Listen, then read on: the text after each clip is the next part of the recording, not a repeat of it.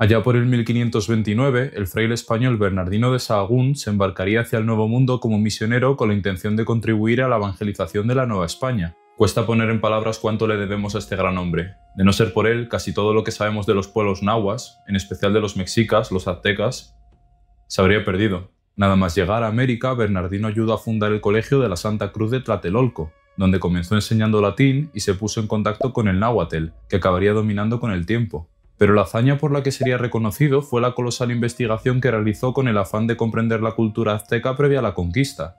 Aunque su propósito principal era la conversión de los indígenas, el enorme empeño que puso por registrar sus costumbres le acabó pasando factura.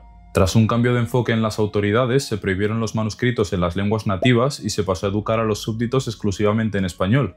Bernardino no estaba exento, así que los documentos que acabarían constituyendo la copia principal de la historia general de las cosas de Nueva España, al estar redactados en su mayor parte en náhuatl, fueron confiscados por orden del Consejo de Indias. Pero a pesar de esta prohibición, Bernardino produciría 2 copias más de la historia general. La copia principal acabaría en Florencia a finales del siglo XVI, y por eso se la conoce a día de hoy como el Códice Florentino. Este códice consta de 12 libros que relatan las divinidades, las ceremonias, los mitos y muchas cosas más de la cultura mexica. Y es en el segundo libro en el que menciona un rito un poco particular. Después de desollados, los viejos, llamados Cuacuacuilti, llevaban los cuerpos al Calpulco, a donde el dueño del captivo había hecho su voto o prometimiento. Allí le dividían y enviaban a Motecuzoma un muslo para que comiese, y lo demás lo repartían por los otros principales o parientes. Íbanlo a comer a la casa del que captivó al muerto. Cocían aquella carne con maíz y daban a cada uno un pedazo de aquella carne en una escudilla o cajete, con su caldo y su maíz cocida, y llamaban a aquella comida Tlacatlaoli. Después de haber comido, andaba la borrachería. Vale, antes de precipitarnos, os digo desde ya que hay muchísimo debate sobre si el tlacataoli es o no es realmente el ancestro del pozole. Pozole viene del náhuatl pozoli, que para los mexicas era un guiso de semillas de maíz que se cocía hasta que soltaran la cáscara, cosa que producía espuma a la que hacía referencia el nombre del plato como tal. En cambio, el tlacatlaoli, como ya habéis visto, es un guiso, pero su nombre viene de tlacatl, que significa hombre, y tlaoli, que significa maíz. De tal forma que el nombre del plato vendría a ser maíz de hombre. Al menos algo que sí tenemos claro es que el maíz que se cocía en ese guiso es un maíz bastante especial que se sigue comiendo a día de hoy. Se trata del nixtamal, o maíz nixtamalizado, cuya elaboración se remonta a algo así como 3500 años, cuando los antiguos mesoamericanos descubrieron que si secaban los granos de maíz y los servían después con cal, soltaban las cáscaras con más facilidad, y ablandándose de paso. Pero la mayor ventaja de esta preparación es que por un lado le añade calcio a la dieta, pero además facilita la absorción de la vitamina B3, ambas esenciales para nuestros cuerpos. Ahora, en cuanto a lo de la carne humana, primero de todo quiero que perdáis el prejuicio que muchos mantienen sobre el canibalismo azteca. Los mexicas no comían humanos como hoy comemos hamburguesas, era más bien algo que se daba en un contexto ritual y exclusivamente entre los pipiltín, los nobles. Bueno, este prejuicio ha llegado a un extremo tan grande que ha habido algún antropólogo en el pasado que lo ha intentado justificar con una supuesta deficiencia de proteína en la dieta de los aztecas. Vamos, una sandez más, que no hay pocas. Lo de la deficiencia de proteína se desmiente rápido con un breve vistazo a su dieta, que incluía entre otras cosas pescado, aves, ratones, iguanas, ajolotes y muchos tipos distintos de insectos, todos ellos con más que suficiente proteína. Así que, como ya os podéis imaginar, el tlacatlaoli sería más bien algo excepcional. Pero bueno, ya conocemos los ingredientes. En cuanto a las cantidades, lo que os digo, el trozo de carne sería ceremonial y más bien pequeño. Por tanto, lo que necesitaremos es 1/3 de kilo de cerdo. Vale, sé que ya con este cambio la receta se aleja bastante de la original, pero si queréis tener más episodios no nos queda otra, porque no creo que me dejaran grabar en la cárcel, la verdad. Pero bueno, lo que os iba diciendo, a día de hoy el pozole se hace con cerdo y no sin razón. Se dice que es la carne más parecida en sabor y textura a la nuestra. Yo me decidí por la aguja de cerdo, que es el trozo más cercano que pude encontrar a la espaldilla, el que usan los mexicanos, aunque vosotros podéis usar el trozo que prefiráis. Lo importante es que lo cortéis en cubos para el guiso, y como este corte tiene grasa, se la echaré también para que le dé sabor. Ahora pasamos con el nixtamal. Esta lata es de 860 gramos, que parece más de lo que es, así que yo la usé entera, que para algo el maíz es la estrella del plato. Para la preparación ponemos el nixtamal en un bol y le quitamos la punta negra, que está algo más dura. He visto gente que no la quitaba, así que puede que no sea imprescindible, pero creo que le da mejor textura. Después lavamos el maíz con agua hasta que salga lo más clara posible. Yo lo limpié así 3 veces. Ahora ponemos en una olla el nixtamal, la carne y 1,5 litros de agua o hasta que quede todo cubierto. Algo me dice que aquí se van a llevar una decepción los mexicanos. No solo no le vamos a echar sal al guiso, sino que tampoco le vamos a echar chiles. Como ya os he dicho, este plato era algo excepcional. En otras ocasiones usaban chiles y otros ingredientes, pero para sacrificios como este no. Pero bueno, pasamos a cocerlo hasta que comience a hervir y lo bajamos a fuego lento con la olla destapada durante unas 2 horas o hasta que se quede tierna la carne, quitando de vez en cuando las impurezas que floten. Y mientras se termina de preparar nuestro tlacatlaoli, tenemos el tiempo justo para hablar de los mexicas y sus sacrificios. Pero primero, dadle a like si os está gustando este episodio, suscribíos y activad la campanita para ver más como este. Y ahora, pasamos con la historia. Bien sabemos que cuando los españoles presenciaron los sacrificios de los aztecas, se quedaron horrorizados, pues nada era más distante a su sensibilidad cristiana que las ofrendas paganas a sus ídolos satánicos. Pero ¿os habéis preguntado alguna vez por qué a día de hoy, incluso a los que no creen en Dios, les siguen espantando? Tal vez Bataille, un filósofo un poco polémico, nos sirva de ayuda. Los aztecas se sitúan moralmente en nuestras antípodas. Como la civilización se mide por sus obras, la de los aztecas nos parece miserable. Se servían a veces de la escritura, tenían conocimientos astronómicos, pero sus únicas obras importantes eran inútiles. Su ciencia de la arquitectura les servía para edificar pirámides en lo alto de las cuales inmolaban seres humanos. Su concepto del mundo se opone de forma diametral y singular a la que tiene lugar entre nosotros desde nuestras perspectivas de actividad. La consumición no tenía un menor lugar en sus pensamientos que la producción en los nuestros. No estaban menos preocupados por sacrificar que nosotros por trabajar. El mismo sol era a sus ojos la expresión del sacrificio. Vale, a ver, antes de que los fans de los mexicas os lancéis al cuello de Bataille o al mío, dadme un momento para explicaros a qué se refiere con que sus obras eran inútiles. En La parte maldita, el libro del que sale este extracto, Bataille plantea un nuevo modelo económico, con el sol jugando el papel central. En vez de basar su teoría en la escasez, Bataille es el primero en hablar de una sobreabundancia.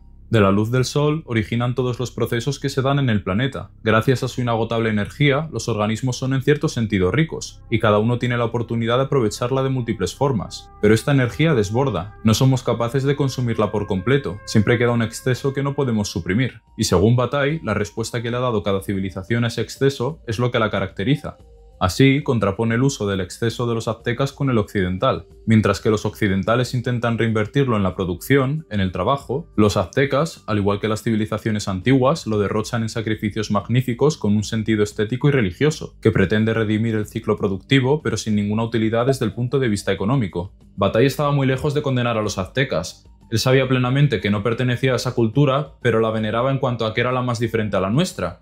Y creía firmemente que ellos apreciaban algo que la razón cristiana, sobre todo la protestante, acabó borrando con el tiempo. Lo de que los cristianos se deshicieron de la mentalidad derrochadora que privilegiaba lo inútil, aquellas cosas que no tienen cabida en las sociedades industriales, como la religión y el arte, es un melón que mejor dejamos para otro vídeo. Para entender un poco mejor hasta qué punto difería la cosmovisión mexica de la nuestra, volvamos al Códice Florentino. Bernardino menciona el tlacatlaoli solo una vez en todo el libro, en el contexto de una ceremonia llamada Tlacacipehualitzi. En el postrero día del segundo mes hacían una muy solemne fiesta a honra del dios llamado Xipetotec y también a honra de Huitzilopochtli. En esta fiesta mataban todos los captivos, hombres y mujeres y niños. Antes que los matasen hacían muchas ceremonias. Huitzilopochtli, patrón del sol, fue el dios central de los mexicas, pero la divinidad principal a la que le estaba consagrada esta fiesta era Xipetotec, el dios desollado, que representaba los ciclos naturales, la agricultura y la enfermedad.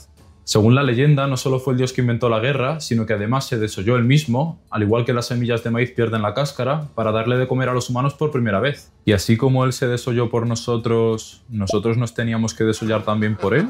Aquí entra una enorme diferencia entre la religión azteca y la nuestra, pues en gran parte de los sacrificios la víctima sería un Ixiptla, que quiere decir imagen o representación, es decir, la viva encarnación de un dios. Y en el caso de los Ixiptla de Xipetotec, tendrían que sufrir el mismo destino que él.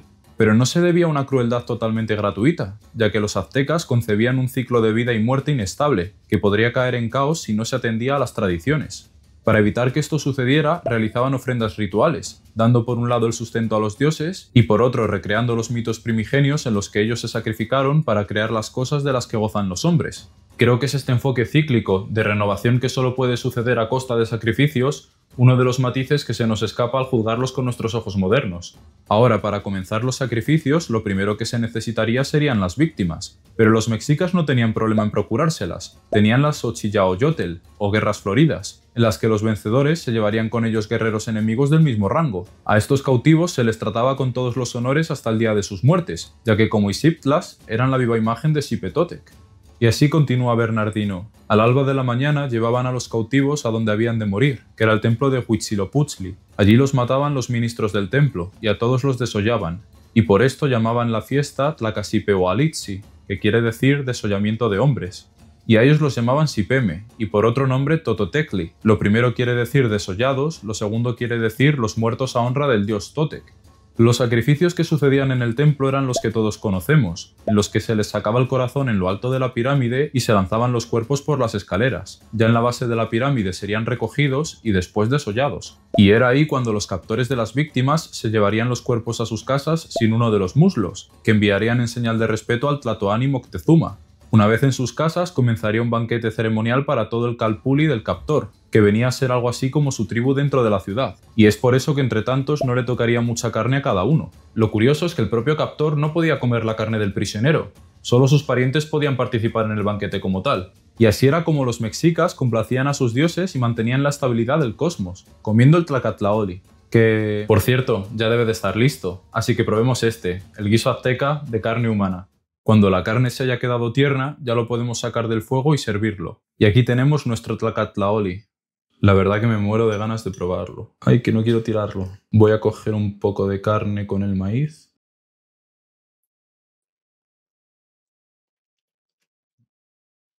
La verdad que me esperaba que el caldo tuviera menos sabor, porque no hemos usado un caldo de verdad, no hemos usado un caldo de verduras ni de carne ni nada.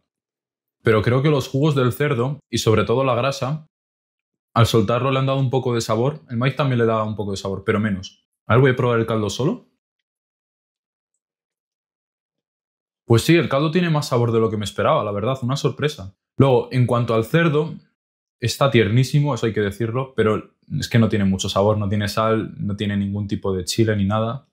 Pero la verdad, me ha sorprendido para bien. El maíz está como el cerdo, se deshace, o sea, está bastante bueno. Lo he probado de la propia lata y aunque yo creo que ya era comestible como tal, estaba mucho más duro. Ahora es que parece mantequilla prácticamente, es una gozada. La textura es lo mejor de este plato. Pero eso, lo que os digo, se nota que es un plato ceremonial de un ritual porque es que no tiene casi sabor. Si lo vais a recrear en casa, los mexicanos lo tenéis más fácil porque supongo que para vosotros el maíz nixtamalizado está por todas partes. Los que no lo tengáis a vuestra disposición con tanta facilidad, si lo vais a buscar y os vais a molestar y tal, pues haced el moderno. No hagáis este, o sea, porque este no tiene casi sabor. Si queréis probar lo que seguramente tomaban los mexicas, vale, pero si lo vais a hacer por el sabor, comprad un par de chiles, haced la salsa que hacen los mexicanos, que es que lo trituran todo, es como una pasta, y eso luego se lo echan, porque esto viene a ser el pozole blanco al que luego le echan las salsas, y ahí ya sí que tiene sabor y sí que está bueno. Entonces, haced eso si lo vais a probar. No digo que merezca la pena, mi versión desde luego que no la merece, o sea, porque esto se ve que era algo religioso para ellos más que por gusto, no era para degustar. Así que lo dicho, si lo vais a recrear en casa, mejor haced el pozole moderno y os dejáis de esto que no merece la pena este. Si os ha gustado este episodio, compartidlo, seguidme en todas mis redes, las pondré abajo, y si queréis apoyar el canal para que prospere, os podéis hacer miembros, lo aprecio muchísimo. Y eso sí, hasta la próxima en Historia entre Platos.